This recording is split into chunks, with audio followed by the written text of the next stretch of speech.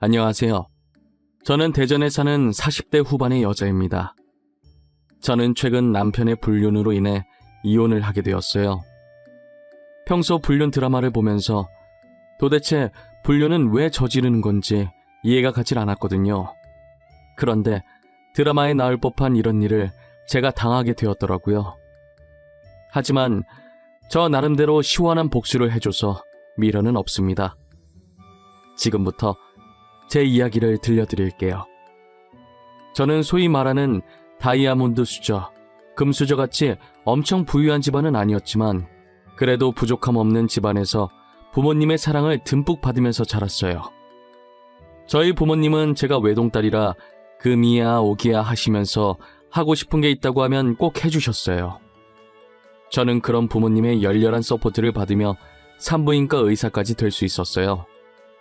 의대 생활을 하면서 늘 제게 힘이 되어주던 동기가 한 명 있었어요. 그 동기를 만나면서 많은 위로를 받고 힘든 일도 같이 극복해 나갈 수 있었습니다. 저에게 있어서 힘든 의대 생활을 무사히 잘 보낼 수 있게 해준 참 고마운 친구였죠. 저희는 그렇게 5년 정도의 긴 연애를 하고 결혼을 하게 되었어요. 남편은 현재 대전 중심가에서 성형외과를 운영하고 있는 성형외과 의사예요. 남편이 처음엔 저와 같이 대학병원으로 가려고 했는데 요즘은 성형이 대세라면서 갑자기 성형외과로 방향을 틀더라고요. 저희 때만 해도 성형외과가 지금처럼 많지가 않아서 유망주였긴 했어요. 그래서 저도 남편의 의견에 딱히 반기를 들지 않았었어요. 저와 남편은 너무나 반대되는 성격을 지니고 있었어요. 제 성격은 숨김없는 털털 그 자체였고 남편은 다정하면서도 섬세했거든요. 반대되는 성격이 잘 맞는다는 게 꼭 없는 말은 아니었나 봐요. 남편과 저는 살면서 단 한 번도 싸운 적이 없었어요. 보통 저의 직설법인 화법을 들으면 다들 화나서 본인한테 시비 거는 건 줄 알아요. 하지만 남편은 제가 전혀 화나지 않았고 그냥 의견을 제시하는 것뿐이라는 걸 잘 알고 있어서 저희는 전혀 싸울 일이 없었죠. 그때까지만 해도 저희 인생에는 이혼이란 단어가 없을 줄 알았습니다. 한 번은 저희 병원에 검사하러 오신 환자분이 한 분 계셨어요. 꽤 젊어 보였는데 생리를 하지 않아서 걱정되는 마음에 검사 받으러 오셨다고 하더라고요. 아직 미혼인데 혹시나 임신이라도 했을까봐 엄청 불안해하며 걱정하고 계셨어요. 생리를 안 하는 건 다양한 이유가 있다고 꼭 임신 때문은 아니라고 안심시켰죠. 그런데 최근 환자분이 느꼈던 증상들을 들어보니 임신이 맞는 것 같더라고요. 저는 초음파 검사를 한번 해보자고 환자분께 권했어요. 환자분은 처음에 무서워서 검사 안 하겠다고 하다가 결국 침대에 누우셨어요. 초음파를 확인해보니 설마가 사람 잡는다고 임신 6주차더라고요. 제가 임신 6주차라고 말씀드리니 환자분께서 울기 시작하셨어요. 임신이라고요? 아니에요. 임신 아닐 거예요. 한 번만 다시 검사해주세요. 선생님 제발요. 임신이면 안 돼요. 저 진짜 안 돼요 선생님. 제가 2번이나 봤어요. 확실히 임신 맞습니다. 지금 들리는 소리가 아기 심장 소리예요. 아무래도 아기 아빠 되시는 분과 이야기를 하셔야 할 것 같네요. 저 아기 못 낳아요. 아마 아기 아빠한테 말해도 못 낳게 할 거예요. 사실 이 아기 아빠가 유부남이거든요. 알고 보니 여자는 안에 있는 남자를 만나고 있는 불륜녀였어요. 드라마에서만 보던 불륜녀를 직접 내 눈으로 마주하게 되니 기분이 굉장히 이상하더라고요. 여자는 인생 한번 펴보려고 돈 많은 의사를 만났다고 했어요. 하지만 그 남자는 본처와 헤어질 생각이 전혀 없어 보였대요. 그런 남자라는 것을 알지만 언젠간 자신한테 올 거라는 믿음 하나로 계속 만남을 이어왔던 거죠. 그러다 덜컥 임신을 해버렸고 아기가 있다고 해서 자신한테 올 남자가 아니라는 것도 알았어요. 여자는 제게 울면서 거의 빌다시피 수술을 해달라고 했다가 아기 심장 소리를 듣더니 도저히 수술 못하겠다고 나중에 다시 오겠다고 하고 나가더라고요. 불륜녀라고 해서 그런지 불쌍하다는 생각은 전혀 없었어요. 배우자가 있는 걸 뻔히 알면서 남의 가정을 망치고 있는 여자인 거잖아요. 다 자업자득이라고 생각하고 혀를 차면서 퇴근 준비를 했어요. 저는 저녁을 먹으면서 그날 병원에서 있었던 일을 남편에게 이야기했어요. 맞다, 자기야. 나 오늘 병원에서 되게 황당한 일이 있었다. 아마 자기도 들으면 황당해서 말이 안 나올걸? 무슨 일인데? 또 진상 환자 왔었어? 당신한테 뭐라고 해? 저번에도 진상 환자 한 명이 당신한테 난리치고 갔었잖아. 나 완전 드라마 보는 줄 알았잖아. 살면서 불륜녀를 오늘 실제로 처음 봤어. 아니, 글쎄 불륜녀가 왔는데 임신 6주 차인 거야. 나보고 임신하면 안 된다고 수술해달라고 난리였어. 아, 진짜? 불륜녀 벌 받은 거네. 엄한 남의 가정을 깨려고 난리래? 그러게 임자 있는 남자는 꼬시는 게 아니지. 그치? 근데 남자가 본처랑 헤어질 마음이 전혀 없어 보인대. 아참, 남자 직업이 우리처럼 의사래. 진짜 같은 의사라는 게 수치스러워. 결국은 애기 심장 소리 듣고 수술 못하겠다고 나가더라니까. 남편은 제 얘기를 듣더니 눈에 초점이 없어지고 얼굴도 새하얘지더라고요. 그러다 들고 있던 숟가락까지 떨어뜨리기 시작했어요. 자기야, 내 말 듣고 있어? 어머, 갑자기 왜 숟가락을 떨어뜨리고 그래? 잠깐만, 내가 숟가락 새 거 다시 가져다 줄게. 아, 내가 순간 손가락에 힘이 빠져가지고 실수했네. 아니, 우리랑 같은 의사라길래 어떻게 그럴 수 있나 충격받아가지고. 남편의 안색이 급격히 안 좋아지더니 횡설수설하고 난리도 아니더라고요. 평소에 한 번도 그런 적 없던 남편이 저러고 있으니까 저는 분명히 남편한테 뭔가 있다는 확신이 들었어요. 남편이 잠든 것을 확인하고 저는 몰래 남편 핸드폰을 들고 거실로 나갔어요. 남편의 핸드폰을 몰래 보려고 하는데 잠금이 설정되어 있더라고요. 혹시나 해서 제 생일을 눌러보았더니 바로 잠금 해제가 되었어요. 저는 순간 비밀번호도 제 생일로 해놓는 양반인데 설마 불륜을 저질렀을까 싶었어요. 하지만 남편의 메신저 어플을 들어가는 순간 제 믿음은 한순간에 와르르 무너져 버렸죠. 저에게 한없이 다정했던 남편이 세상 모든 여자에게 다 다정했더라고요. 현재 남편과 연락하고 있던 여자는 자그마치 3명이 있었어요. 어찌나 달달하게 사랑을 하던지 폰에서 단내가 나는 기분이 들었어요. 3명 중 1명이 저희 병원에 왔던 임신한 여자였습니다. 프로필 사진을 봤는데 제가 병원에서 봤던 여자와 똑같이 생겼었어요. 제일 먼저 이 여자와 했던 카톡을 들어가 보니 오늘 병원 갔던 얘기를 했더라고요. 저 임신했대요. 6주 차예요. 아기 어떻게 할까요? 당신 이혼할 생각 죽어도 없잖아. 오늘 애기 심장 소리 들었는데 난 절대 수술 못해요. 그럼 나보고 어쩌라는 거야? 도대체 나한테 무슨 대답을 원해서 이러는 건데? 이혼하라고? 아니면 애 키울 거니까 양육비 달라고? 말을 그렇게밖에 못해요? 어차피 당신이랑 와이프 사이에 애 없다면서 그냥 깔끔하게 이혼하고 저랑 결혼하자고요. 내가 말했잖아. 나는 집사람밖에 없다고. 내가 사랑하는 건 집사람뿐이야. 난 너랑 결혼할 생각 애초에 없었어. 너도 알고 만난 거 아니야? 애는 지우든지 말든지 네가 알아서 해. 저는 카톡 내용을 보는 순간 남편이 정말 쓰레기같이 보이더라고요. 솔직히 말해서 애를 여자 혼자 가지는 게 아니잖아요. 똑같이 실수해서 애를 만들어 놓고 지금 저러는 태도가 너무 정이 떨어졌어요. 불륜을 떠나서 제가 평소 알고 있던 남편과 너무도 다른 모습이었어요. 이때까지 이런 남자와 같이 마주보며 밥을 먹고 한 집에서 살았다는 게 너무 역겨웠어요. 저는 남편과 불륜녀들의 카톡방을 하나하나 저장해서 저한테 보내놓았습니다. 생각할수록 배신감에 화가 나서 온몸이 차가워지면서 몸이 떨리기 시작하더라고요. 그날 저는 밤새 어떻게 복수를 해줘야 할지 고민하느라 잠도 제대로 정하지 못했습니다. 얼마 지나지 않아 그 여자는 검진을 받으러 다시 저희 병원에 찾아왔어요. 저는 아무것도 모르는 척 아이를 어떻게 하기로 했는지 물어보았죠. 환자분, 그래서 아이는 어떻게 하기로 하셨나요? 아이 아빠랑 얘기는 해보셨어요? 만약 수술을 하실 거라면 아이가 더 크기 전에 하셔야 해요. 선생님, 아이 아빠는 수술을 하라고 하더라고요. 저도 솔직히 수술을 할까 고민을 하긴 했어요.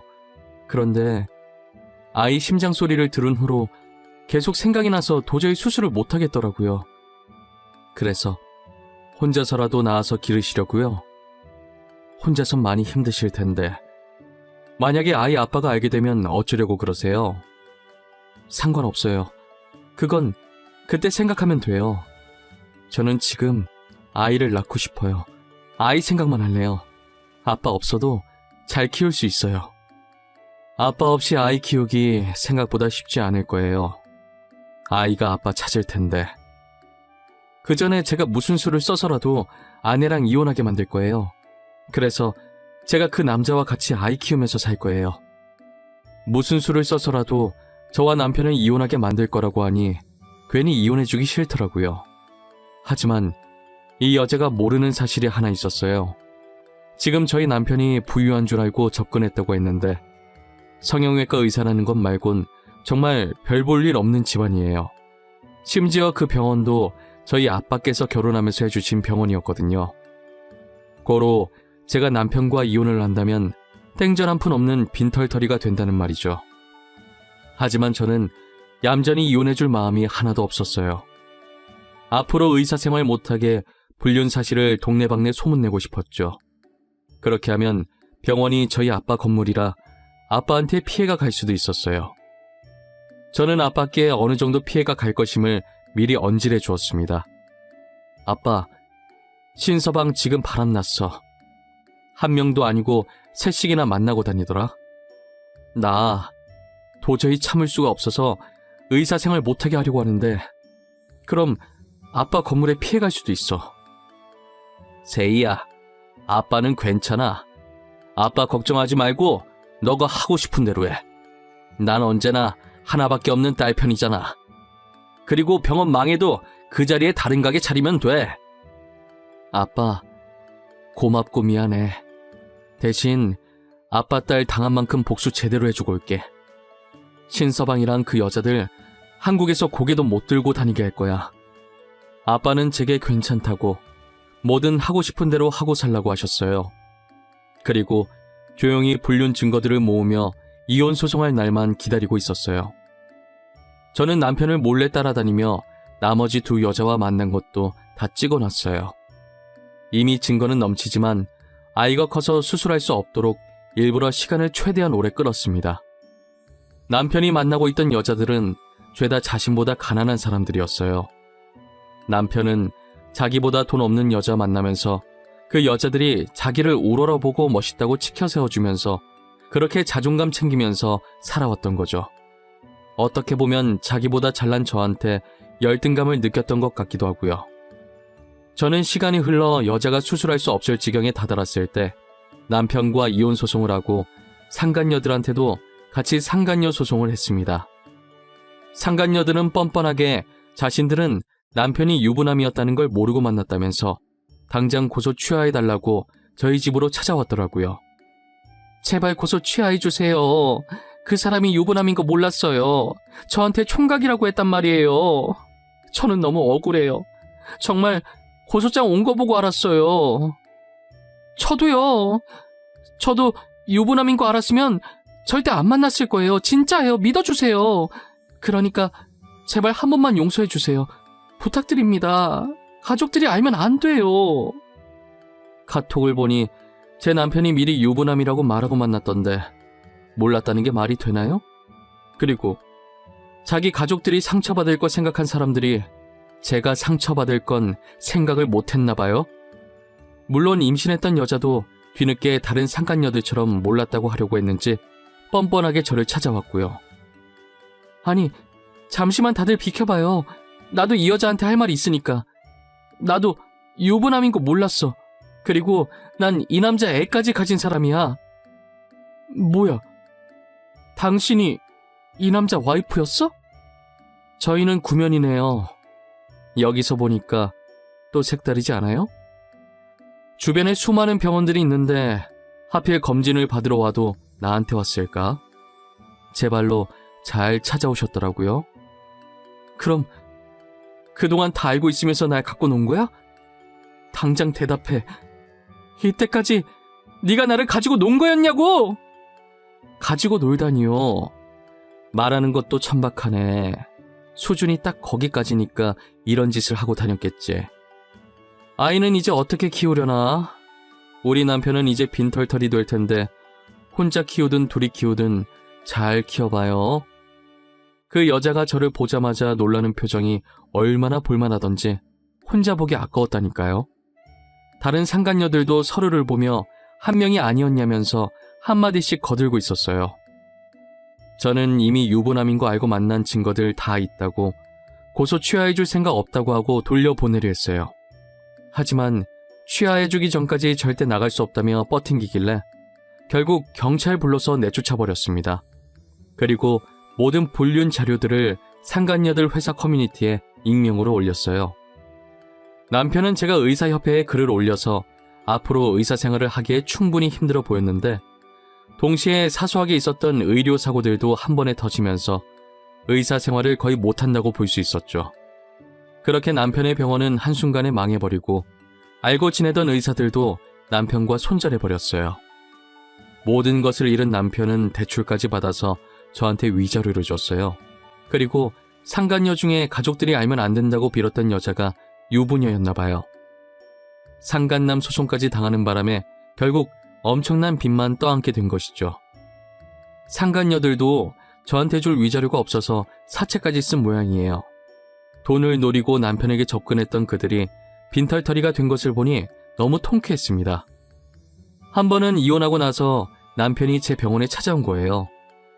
세희야, 그동안 잘 지냈어? 내가 염치 없이 여기 찾아오면 안 되는 거 아는데 너가 너무 보고 싶어서 왔어. 내가 사랑했던 사람은 정말 너 말고는 아무도 없었어. 나야 뭐 잘 지내지. 전보다 훨씬 살기 좋아. 그리고 난 너 전혀 안 보고 싶었는데 나를 그렇게 사랑했다면서 왜 다른 여자들을 만나고 다녔니? 네 말 앞뒤 전혀 안 맞는 거 알아? 내 인생에서 여자는 정말 너밖에 없었어. 그 여자들은 그냥 친구 같은 사이였던 거지. 사랑했던 감정은 전혀 없었어. 만나면 재밌어서 몇 번 놀았던 것뿐이야. 지금 그걸 말이라고 하고 있는 거야? 너는 재밌어서 몇 번 노는데 애까지 만들고 다니니? 그래서 그 애는 나도 불쌍한 인생 살 것 같은데 애한테 미안하지 않니? 애는 그 여자가 키우기로 했어. 애초에 내가 의사라서 집안이 부자인 줄 알고 접근했더라고. 너랑 이혼한 후로 의사 생활도 못하고 내 집안도 알고 나니 바로 그만하자고 하더라. 그렇게 다시 만난 남편의 꼴은 말도 못하게 망가져 있었습니다. 빚은 쌓여 있는데 의사 생활은 다시 못하니 막노동이라도 하고 있더라고요. 꾸준 일이라고는 해본 적이 없던 양반이 난생 처음 막노동이라는 몸쓰는 일을 하려니 얼마나 힘들겠어요. 살아온 정이 있어서 그런지 안쓰럽긴 한데 자기가 자초한 일이라 도와주고 싶진 않았어요. 그래도 요즘에 남편과 제 사이에서 아이가 없다는 걸 천만다행이라는 생각을 했어요. 만약 저희에게 아이가 있었다면 아버지의 행동에 얼마나 상처를 받았겠어요. 저는 앞으로 다른 남자를 만나 연애를 하거나 재혼을 할 생각이 눈꼽만큼도 없어요. 다들 저보고 아이도 없으니 새 출발하기 좋다며 얼른 털고 일어나서 다시 시작하라더라고요. 제 인생에서 결혼은 한 번이면 좋겠어요. 2번 상처받고 싶진 않았거든요. 무엇보다 제일 중요한 건 더 이상 사람에게 믿음이 가지 않았습니다. 절대 그러지 않을 것 같았던 사람에게 배신을 당하니 그렇게 되더라고요. 남편은 지치지도 않는지 제가 매번 답장을 안 하는데 아직도 미안하다고 연락이 오더라고요. 지금 이 글을 쓰는 와중에도 미안하다고 용서해달라는 문자가 왔네요. 저는 죽는 날까지 그들을 용서할 수 없습니다. 불륜은 아무것도 모르는 죄 없는 상대방에게 상처를 주는 짓이에요. 저는 먼저 사실을 알고 이혼 소송을 하고 당한 만큼 돌려줬다지만 몰랐던 사람들은 그냥 가만히 있다가 이혼을 당하는 거잖아요. 남에게 상처 주는 짓을 한다면 언젠간 다 자신에게 돌아가게 되어 있다는 것을 여러분들은 잊지 않으셨으면 좋겠습니다. 날이 많이 춥습니다. 이런 날씨에 감기 걸리기 쉬우니 다들 옷 따뜻하게 입고 다니세요. 지금까지 제 이야기 들어주셔서 감사합니다.